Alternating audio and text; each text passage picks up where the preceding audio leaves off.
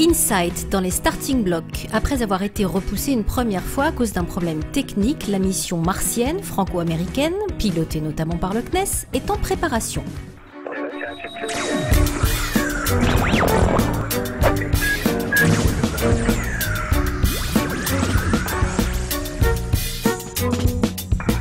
Mais au fait, pourquoi une nouvelle mission sur Mars après Curiosity? On n'en sait pas déjà assez sur la planète rouge? Ces véhicules qui se déplacent font de la chimie de surface. C'est-à-dire qu'ils vont prélever la poudre, la poussière, ils vont tirer au laser comme le fait ChemCam sur les roches et puis ensuite ils vont amener les données, ils vont analyser les données, les transférer vers la Terre. Mais pour comprendre l'histoire d'une planète tellurique, il faut un deuxième grand élément qui est l'intérieur et la structure jusqu'au noyau de la planète. C'est pour cela qu'on envoie l'instrument SEIS, un sismomètre qui va permettre pour la toute première fois d'écouter le cœur de Mars. C'est pas faux, c'est surtout poétique. Mais évidemment, c'est un peu faux, il n'y a pas de cœur, mais peut-être. On ne sait même pas s'il y a quelque chose qui bat encore. On ne sait pas s'il y a une activité encore. On sait qu'il y a eu des activités telluriques, volcaniques sur Mars autrefois. Tout s'est arrêté.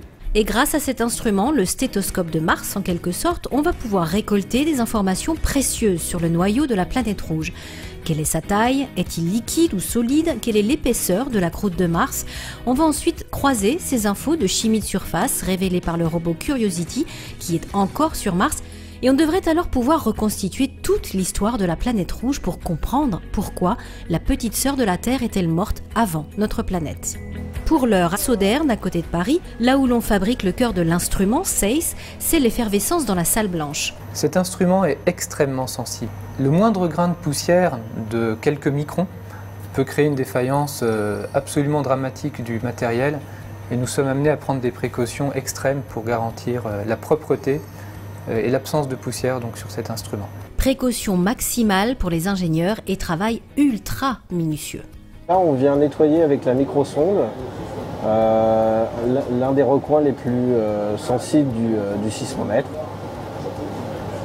Et on doit s'assurer que ces endroits sont exempts de particules. Après le lancement tiré de la base américaine de Vandenberg en Californie et l'atterrissage sur Mars 6 mois plus tard, il faudra attendre encore quelques mois avant d'écouter battre le cœur de Mars.